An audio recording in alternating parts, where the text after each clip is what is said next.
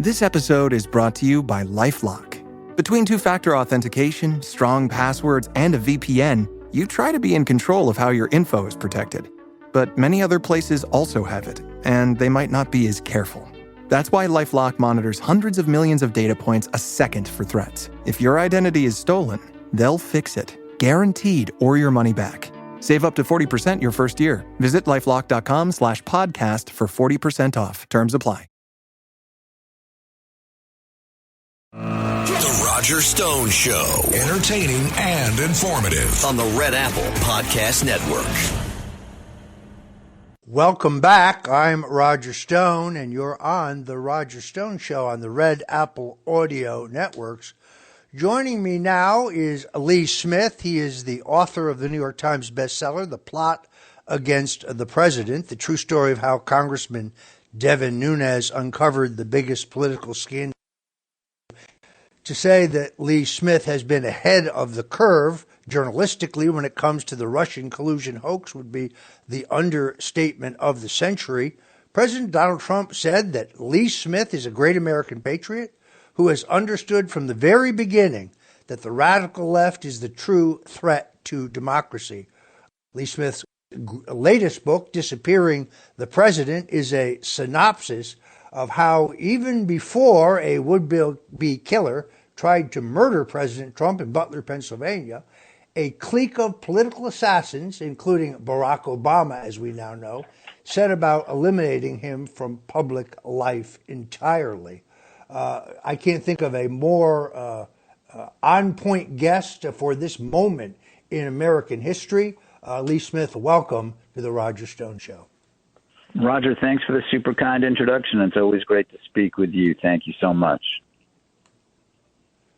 You have an incredible new piece up at Tablet, The Brennan Forgery, which I think we'll talk about in a minute. I want to put it within the context of everything that has transpired in the last 72 hours. But this is an incredible turn of events. Only weeks ago, people were speculating that Tulsi Gabbard was about to get the axe. There were reports that a report put out by the Central Intelligence Agency and former Congressman John Radcliffe, now the CIA Director, which nailed John Brennan for pressing to push the Steele dossier into President Barack Obama's intelligence community assessment, something that you pointed out Obama was waiting for, knew would arrive, was a fraud. But what are the most important bombshells from Tulsi Gabbard in this ODNI drop? Well, I mean, we've known for a while that that Barack Obama was involved. We didn't have as good insight into it, and the DNI drop on Friday really showed that Obama had convened this meeting. They held up publication of the presidential daily briefing to put in all sorts of stuff implicating Donald Trump and their absurd collusion plot. So again, we had some idea. We had a very good idea that the level of Barack Obama's involvement, but now really to have emails and to have a document talking about different meetings and who was there, what agencies, what government institutions were represented. I mean, it's really very important, and it really clarifies a lot of things. So, all of us, Roger, especially someone like you and other people, Michael Caputo, Michael Flynn, Sergei Milian, all the different people who have suffered, who have been punished by Obama's spy chiefs and targeted by the media, and all the price that all of you paid, just terrible. But the country was targeted as well. So to see more clarity on this, to have more clarification, furthering our hopes for justice, that finally there will be justice, and that the people who were responsible for turning America upside down, the people who were responsible for destabilizing the government of the United States, that these people may finally pay the price, and our justice system will be set right again. roughly, I don't know, maybe 10 days ago, I put up on X a comprehensive list of those who I think were involved in this insurrection against the government, leading, of course, with Barack Obama, Vice President Joe Biden, National Security Advisor Susan Rice, FBI Director James Comey, CIA Director John Brennan, Acting Attorney General Rod Rosenstein, perhaps the biggest rat of them all, actually, Robert Mueller. But I mistakenly listed Sergei Milian in that list. I regretted that, and pointed that out to me. Was happy to. Well, fix that was very kind of you. That was, yeah, no, of course, and that was very, very kind of you to be attentive. I mean, again, all of you guys, everything that all of you were put through, and your families. I've seen Michael Caputo on social media the last couple hours, or actually for the last 24 hours or so, and it's. You know, it reminds me of what was going on 5-6 years ago when all of you were being put through this at that time. And it stirs up again, I can't imagine what it's like for you and your family, Roger, but I mean, just me as someone who reported on it and was looking at it like that, and it's very painful for many Americans just to think about the suffering that you and your families were put through. God bless you, and God bless, your family and everyone who was victimized by these animals, starting with Barack Obama. Interestingly, I go online today and I see in social media people saying, well, the Senate Intelligence Committee report absolutely proved that there was Russian collusion. I must tell you, I have a piece up. You can go to stonezone.com. I have a piece entitled, The Senate Intelligence Committee Report is Bunk. I take every single allegation against me in that report, and I proved how not a single one of them is true. The Senate Intelligence Committee report is a paste up from Huffington Post. In other words, they took any unsubstantiated claim against anybody who was for Donald Trump, and they pasted it into one document as if it is fact. And they say, this is bipartisan. Yeah, you had a couple Republicans on that committee who hate Donald Trump, but there were no Trump supporters on the Senate Intelligence Committee, even among Republicans, to ask any critical questions. Mark Warner, the ranking Democrat, should be ashamed of himself putting his name on this piece of garbage. It really is a steaming pile of crap, and it proves nothing whatsoever. They keep holding it out as some definitive evidence. And then others cite the Mueller report. Now, I had to fight to get the sections of the Mueller report regarding me unredacted, and I now know why the judge withheld them from my defense attorneys at trial. Because on page 178 of Mueller's report, he admits he could not sugarcoat the fact that he found no evidence of collusion, WikiLeaks collaboration, or any other crime on my part. He actually concluded that although they couldn't find that I had received any materials from WikiLeaks, even if they had found such a thing, it would not have been illegal. It would have been covered by my First Amendment rights. You can see why the judge denied that to my criminal defense attorneys at trial. Is really an extraordinary thing. The fact that this was disclosed only when BuzzFeed sued the Justice Department, and the Justice Department was forced to release the unredacted report. They did so at midnight on Election Day of 2020, the busiest media day of the year, to make sure that it got no coverage. It's never been reported by the New York Times, the Washington Post, the Wall Street Journal, the Associated Press. It is outrageous, but it is a perfect example of what you're talking about. Let's go to this excellent piece that you wrote in Tablet about John Brennan's forgery. Can you elaborate for us on how Brennan was the criminal architect of the Russiagate collusion? Well, it's a little dense. Let me start off with this. There was an item in the paper. There was an item in the press earlier in the week by the great John Solomon, and John Solomon had an interview with President Trump, and Solomon asked the president if he was going to declassify something known as the Clinton Plan Intelligence. This is in John Durham's May 2023 report, but it apparently has not been seen yet by the public, and hopefully we will see it soon. And the president said that he's keen to declassify this so Americans will see it.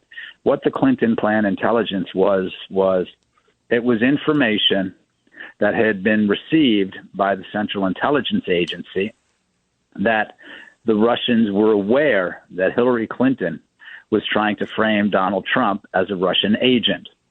So that an American ally, an allied intelligence service, picked up this information and they shot it back to the CIA. What happened was it appears that intelligence was supposed to have been distributed by John Brennan's CIA to different people working on the Trump-Russia investigation. According to Durham's report, they never saw it. So that seems to implicate John Brennan and maybe others in the CIA and the FBI in withholding evidence, tampering with evidence. So there's a lot of things that investigators right now at DOJ and FBI are likely to be looking at, including, of course, the different aspects of the DNI's most recent release on Friday. But I suspect they're looking at that, too. If that's a question that John Solomon is talking about with the president, I imagine they're going to be looking at, again, what's called the Clinton plan intelligence. And it's just insanely bizarre, Roger, because this is the one piece of Russian intelligence that American spy services really picked up. The fact that the Russians knew that Hillary Clinton was cooking up a smear job to hurt Donald Trump by accusing him of being a Russian agent. Now, of course, the real problem came in after the election when it wasn't just part of a dirty tricks campaign. But again, the fact that Barack Obama, John Brennan, James Comey, James Clapper, they all knew what was going on. They were all aware that this was a Hillary Clinton trick. So that Barack Obama turned this into an instrument to hobble the Donald Trump administration, starting during the transition period, right after the election, up until the inauguration. I certainly expect that that's something that investigators at DOJ and FBI will be looking at very closely. And let's remember, I mean, there's no one who understands these documents better than Kash Patel, the FBI director, since Kash was the lead investigator on Devin Nunes's House Intelligence Committee investigation. So, again, Roger, I'm optimistic. I know that you're optimistic, too, that finally we'll get some justice. We'll get some answers. And I hope, I'm sure your great audience is optimistic, too. And I hope all Americans see that finally that we may be turning a corner here. And the issue here, I believe it's not just vengeance, though certainly to repay people who have done bad things to Americans just because they disagree with them politically. Yes, these people deserve a measure of what they doled out without question.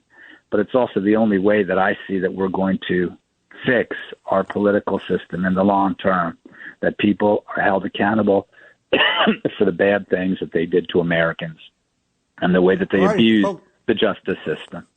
All right, folks, if you're just tuning in, we're talking to the great Lee Smith, the author of Disappearing the President, and we'll be right back. The Roger Stone Show on the Red Apple Podcast Network.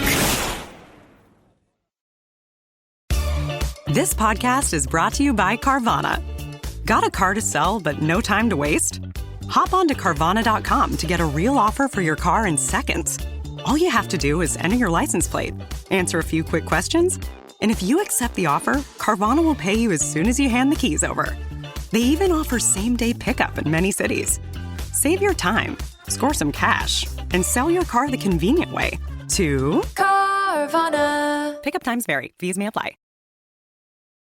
The Roger Stone Show. Entertaining and informative on the Red Apple Podcast Network. And we're back on the Roger Stone Show. We're talking to Lee Smith. He is the author of Disappearing the President. This is an incredible book. It demonstrates how a network of powerful partisan activists waged a scorched earth war to eradicate President Donald Trump and any vestige of his influence. They resorted to an unprecedented campaign of domestic spying, election rigging, brute force censorship, and political violence. And they undermined the institution of the government. They sabotaged countless other vital institutions in their relentless quest to crush Donald Trump. I strongly urge you to go to either Amazon or Barnes & Noble, any place you can buy books, and get your copy of Disappearing the President. This is one of the most shocking and informative books that I have read in my 50 years in American politics. We're back with Lee Smith now. It is an extraordinary time to be alive as an American, as it appears that Barack Obama, who was really the progenitor of the Russian collusion hoax, we knew it previously, but now, based on actions by the Director of National Intelligence, Tulsi Gabbard, we have absolute stone-cold proof of the fact. And Gabbard has announced that she will send a criminal referral to the Department of Justice for the prosecution of the former president. Now, people say, well, how can you prosecute a president? Well, are you kidding me? I mean, Donald Trump was prosecuted in New York on a series of completely fictitious crimes. They tried to keep him off the ballot in 50 states. They tried to bankrupt him. Yes, they tried to send him to jail. It is only through his personal persistence, his stamina, his courage, his fight, that he staged the greatest comeback in American political history. And now we're dedicated to a period of truth. And the truth is coming out. Nobody knows more about this than Lee Smith. He wrote The Plot Against the President, later turned into an award-winning documentary, and we are honored to have him with us. Lee, let's go back to John Brennan again. Yeah. One theory investigators are pursuing relates to Brennan's notes of his August 3rd briefing at the White House. In the time we have left, tell us a little bit about that. Well, I mean, this is when he said he was telling Obama and Comey and Loretta Lynch about the Clinton plan. Again, this was when he's talking about how the Russians found out that Hillary Clinton's campaign was trying to smear Trump as a Russian agent.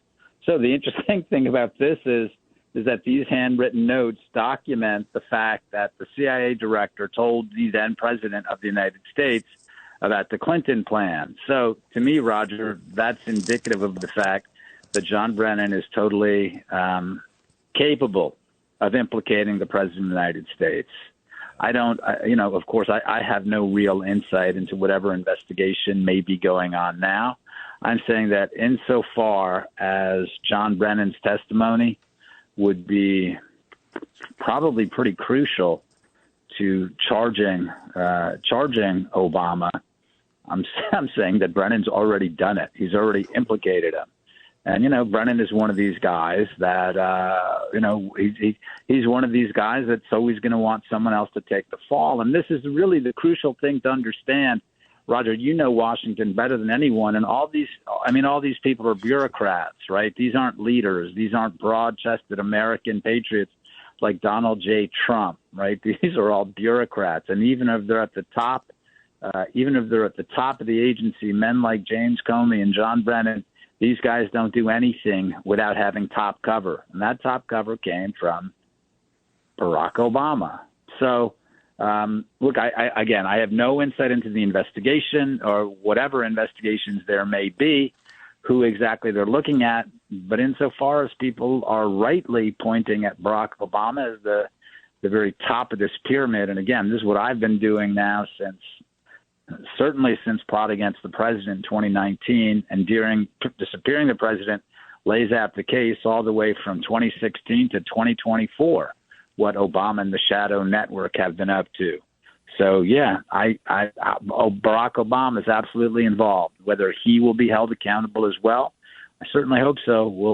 We will see in the coming weeks and months. All right, I want to thank our guest, Lee Smith. He is, again, the author of Disappearing the President. Urge you to go order that blockbuster book today. Lee, thank you so much for joining us today on The Roger Stone Show. And folks, whatever you do, don't go away, because William J. Pulte, chairman of Fannie Mae and Freddie Mac, who President Trump praised seconds ago on Truth Social, will be joining us right here on The Roger Stone Show. The Roger Stone Show on the Red Apple Podcast Network.